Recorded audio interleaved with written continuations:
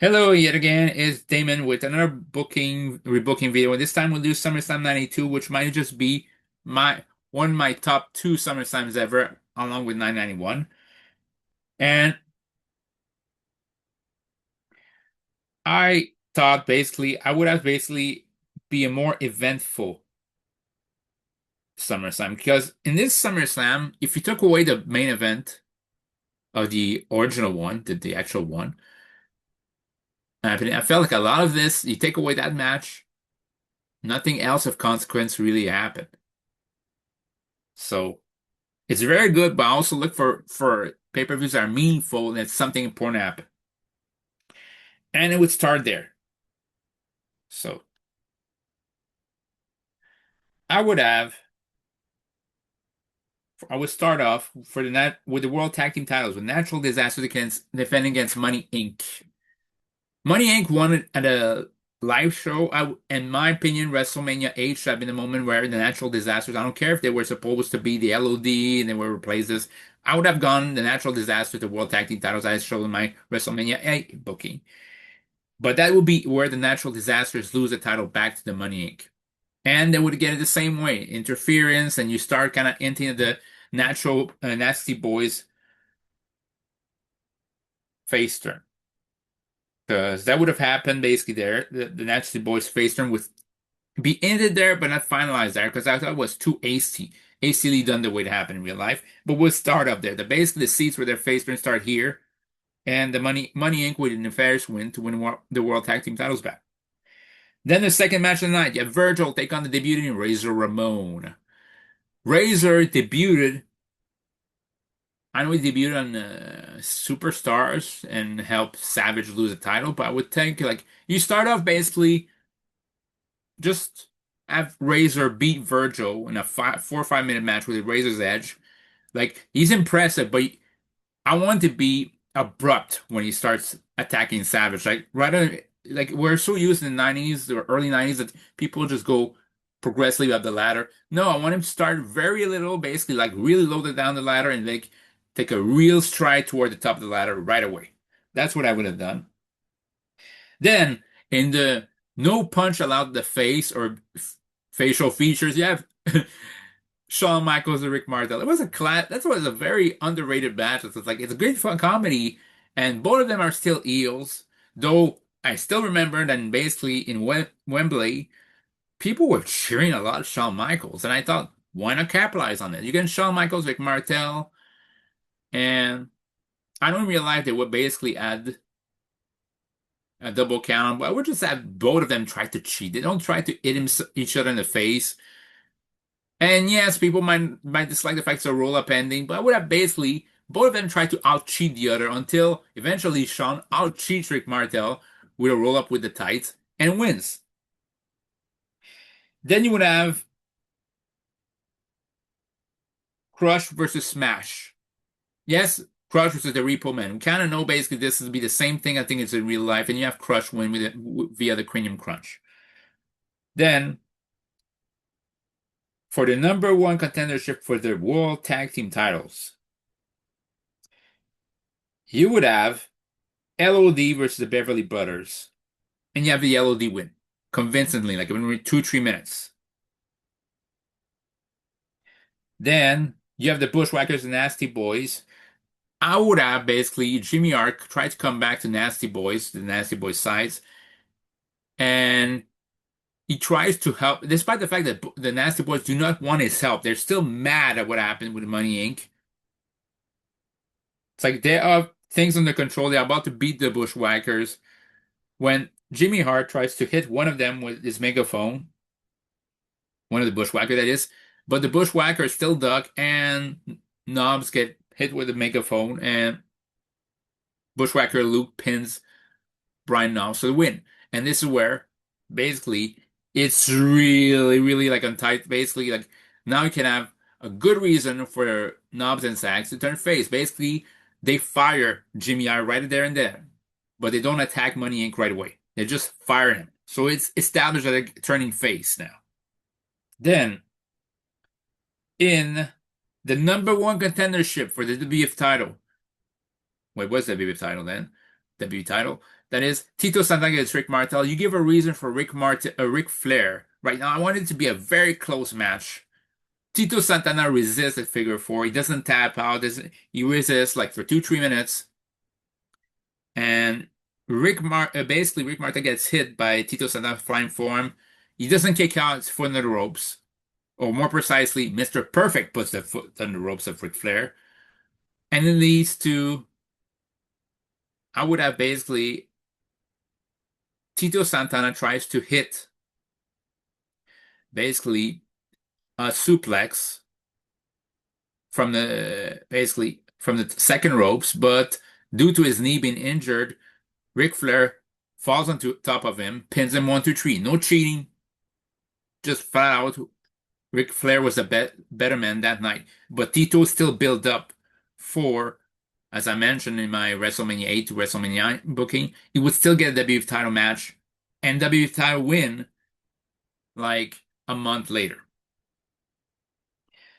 Then, because the crowd's been cooled up because of that match, you would have Kamala team up with Papa Shango, Skinner, and Mountie. I know a who's who of wrestling. Take on Tatanka, Axa Jim Duggan, and the Mountie in an in-cap match. And we'll have Tatanka pin Skinner after someone drop to continue on his winning streak.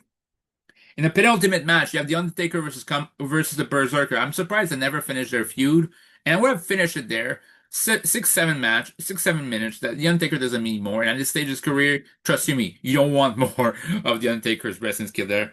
Chokeslam, Tombstone, 1, 2, 3. And the main event, as you've noticed, it'd be the same one as in real life.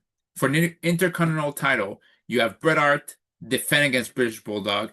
What else can I say about that match? Now, I'm still reminded of the Labs fan. Like, still, since then, they keep making jokes of, Mr. Hitman, I'm fooped. And it still cracks me to this day. It's Bret Hart that started this, and basically Labs fan continued there. And I'm still laughing like crazy, like the British Bulldog. And I can't see it. I can't see Davey Boy Smith the same way again because of Bret Hart and Labs fan. It's like, especially Bulldog in jeans. Bulldog in jeans, I cannot see it the same way. It's just so damn hilarious. And no, I will not apologize for that. I will not apologize for laughing at that. Now I can't listen to his theme song in 2000, like the one that basically like his rock songs that started with dogs barking without laughing out loud. You know, it's not my fault. But and knowing that basically Bret Hart, like I read by reading his biography and autobiography of Bret Hart, and knowing that basically, like when you watch it the first time as a fan, you would never know that Bret Hart pieced most of it, and especially kept it together. But now that you know what happened, it's like you have more and more respect, and like back in the day when you were wrestling, when basically in the 90s, I always felt like it was kind of weird that Bret Hart went from losing the IC title to 2, 3 months later he's WWE champion, but he never beat Bulldog afterwards. It's like he never avenged that loss. But looking back, that loss, actually, the people think that Bulldog got made in that match, not as much as Bret. This wasn't really a coming out party for British Bulldog, because they could always take out the IC title to give it to somebody else. It was actually a coming out party for Bret, showing he is a main eventer. He pieced together a main event. He had to help Davey conserve, as in his own words, conserve any stamina for a comeback that's around 30 minutes later. That's right, 30-minute match. I did not feel old. And guess what? After seeing what Cody Rhodes and Jey Uso did on SmackDown, they didn't need to kick out finishers too often, that is. Like, I think Bret Hart kicked out the running power slam once. Bulldog, even then, the sharpshooter was protected because Bulldog wasn't a sharpshooter for like 20 second stops, and he was close to the ropes. Like, it was the sharpshooter for Bret was very much protected. That's why he didn't hit it as much, but the moment he hit middle of the ring, people tapped out. I like that. And I love the ending of that match because Bret did lose a title, and he lose clean. There was no excuse. But never did I feel like he looked weak. I just felt like It's just like playing a game of chess. You just did one wrong move and you got caught. But man, it could have gone either way. I like that kind of ending because it doesn't diminish anybody. It doesn't make one look bad. It still builds you up. It still says you beat the other person. There's no excuse about it. The person can not try to do anything about it. But there's no excuse. There's no excuse. But no one looks bad. No one looks like there's a shame to. It was a shame that you lost. It's like it just felt like it was just somebody else's time. You did one wrong move, you got caught, you got pinned. And for that match, that's what I like about Bret Hart's most memorable losses to me in WWE. That's how it feels. Like most of his memorable loss against Shawn at WrestleMania 12, against Owen at WrestleMania 10, against Bulldog here at SummerSlam 92, all of his best losses never come across as, hey, he was outclassed. No, he felt like he just did wrong one move. And in the case of this, he tried to get basically his win through technical wizardry, didn't work. WrestleMania 10, he tried to basically use that victory roll, which tried on Bam Bam Bigelow, which he did a lot of big man. It was kind of a pseudo finisher for him for Bret Hart, but never forgot. For against Owen, he never took in consideration that Owen trained with Bret. He knew him better than everybody else, every other's opponent, so he scouted him and actually found a way to counter the victory roll. And with Shawn Michaels, he came back to the ring angry. Like he tried to finish this match. He desperately thought that basically Shawn was too hurt from the sharpshooter. That maybe he wouldn't do anything. He was mistakenly thinking, "Hey, you know what? I got him. I'm just gonna pound his back and he's gonna be finished." He took him for granted, but then Shawn hit him with desperation sweet chin music. Before he hit him with second sweet chin music, which I love the fact that he had two finishers because this one, the first one, he wouldn't get all of it, and the first one was out of desperation. There was a reason for you hitting two finishers. And it still showed that Bret Hart needed to be pinned after two super kick for Shawn to win. So I like all of those. All of those. Not one of those lost demean Bret Hart in any way. He built up the other wrestler, the winner of the match, as deserving to have beaten Bret Hart, but always let them know that Bret Hart just made a miscalculation. They never outshone Bret. They just capitalized on miscalculation for a win. I love this kind of I was gonna say storybook ending of a match. You know, even in sports movie, like one person makes one miscalculation, that's it, it's over.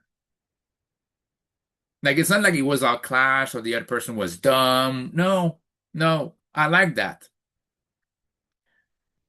It's like that's the thing. I felt like his most important loss of Bret Hart in the rest their storylines felt like his character being A, overconfident, two, desperate, or C, lets his emotion gets the best of him. That's how I love about Bret. That's what I love about Bret. And it's also a person who's supposed to be mechanical about being a technical wizard in the ring. He's usually cool, collected, but basically at the end of the Iron Man match, he wasn't cool, collected anymore. He just wanted the match to finish. He let his anger, his frustration get the best of him, and he lost. WrestleMania 10, cool and collected, but in this case, he thought basically he was overly confident. It's like, hey, I beat every one of my opponents with a victory roll. What's another one? Except forgot it's baby brother. It's his baby brother that probably knew a lot of Bret Hart's tricks and probably knew a counter of the victory roll. And for SummerSlam 992, he was overconfident because the ending came after Bret Hart had the sharpshooter for like 20, 30 seconds. Like, okay, cool. I got Bulldog at my mercy. I'll basically show him basically that I'm better than him. His back must be thrown out. He tried to basically Irish whip in the ropes, but Bulldog sent him the ropes instead, tried for a back body drop. He went for a sunset flip, but Bulldog sat down on him, hooked the leg, 1, 2, 3. I love that kind of ending. It shows basically it's respectful toward the two competitors, and it's It's not something I want every match to do, but in this case, it's respectful of the story. Imagine the same ending. Imagine the same match, but it ends with Bulldog getting a fourth running power slam. To me, the quality would diminish. I'm not saying Cody versus Jey Uso should have getting a SummerSlam 92 finish. I mean, it doesn't have the background as an ending, but it's like, why couldn't it be? I love that Sami Zayn's world title win came out as a roll up because it felt like he was in the third wheel. He was considered for all the bull of the match at Night of Champion 2026 to be called up as the third wheel. And Cody Rhodes thought by doing a double crossroads that he took care of both of them, and he got caught. The one thing I didn't like about that ending is Sami Zayn still got it right away with a finisher, and then Cody Rhodes tried for another finisher right away and got called. It's kind of like no selling the crossroads. If you're gonna do that double crossroads, it should have happened like he does a double crossroads, fine. And then all three men are down. Gunther's on the outside. You let it breathe a bit. Then Cody Rhodes sees Sami Zayn like basically like flailing on spaghetti legs, and Cody Rhodes doesn't town him, but he just does a war cry, tries to do another crossroad, and gets caught. Where does that style go? Because I'm sorry, this is not a. And here's a FY rant on Paul Walter also. It's like, I love you as an actor, but in terms of wrestling, please shut the hell up.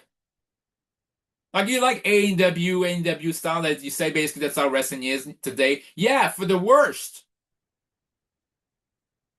For the worst. Like, no clowning around and not doing any in psychology is ruining wrestling. And especially wrestling matches. It's going to a point where I look forward to segments more than matches when you do that. Finishers have to be respected. It's called finishers for a reason. Move sets have to be respected, crying out loud. I mean, somebody like the cutter is overused today. Like, I'm sorry, I never thought I advocate for wrestling politics to come back, but why is it Randy Orton doing using his backstage politic clout say, you know what, from now on nobody else but me use a cutter? Because this looks ridiculous. The OG cutter from Javon Evans just seems to be relying on certain circumstances. The Cody cutter is not used as a finisher whatsoever. The Sol Ruka's Soul Snatcher just seems to be, I was going to say that, is fortuitous. And even then, one of those days, is going to injure herself badly. And I'm not sure if I forgot another cutter, but it's like, at least Randy Orton's RKO seemed crisp out of nowhere, and it makes sense. You know, I want pacing in the match. What's wrong with pacing? It's like an action. If you don't have pacing, it's like an action movie where there's barely any story. But hey, it's great to have a great action scenes or supposed action scene with a lot of action. But in reality, it's like the Baki anime action scenes. In which case, there's a logical point ending there, but you're continuing through this. People fall through a building. You think, okay, cool. One of them is falling through basically a skyscraper at the ground. You think, okay, that's how Batman 89 ends. Imagine if Joker just dusted himself up and continued the fight. It's like, dude, you took all believability out the window. And that's the thing with wrestling. You take it out the window right away. And by the way, somebody throw a decent working punch, guys. You can't do all those flips that basically people maybe 90s could not do, but you can't throw a working punch anymore. Austin's working punch, we don't mention it often. It seems like he was knocking somebody's block off. Same thing with Bret Hart. Damn right for Razor Ramon. Hogan's working punch was good. Triple H's, The Rock. I mean, Jey Uso not only steals from his dad, he steals from The Rock and Roman Reigns. Because, damn it, Jey Uso cannot be on his own. You know? Anyway, all in all, say that's all with a book there. So I want to do a tangent on this. And Paul Maltauser, please. I love Nick Bonquinco.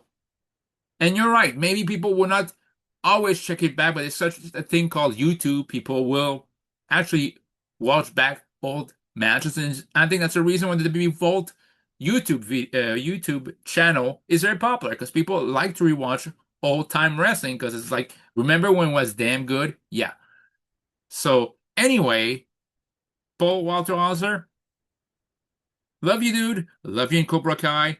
Love you in I, Tonya, in Richard Jewell, Blackbird, in Fantastic Four, in many other movies.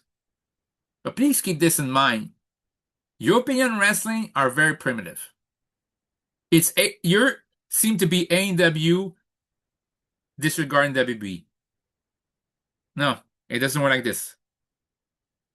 Wrestling basically includes WB because without WB right now, if it wasn't WB, there wouldn't be wrestling like it is right now. And you're not just disregarding WB, you're disregarding WCW, ECW, TNA, because without TNA, there's no X division, which means there's no AEW. If there's no WCW, there's no Cruiserweight division, there's no AEW. If there's no ECW, there's no AEW. Like, please get a cute clue and get more education on the matter before you speak up. Okay? Never mind. Never mind. Not never mind what you say, but basically get more education on this and then come back with a more informed opinion. What I meant is, I don't want to continue talking about this no more. Have a good day.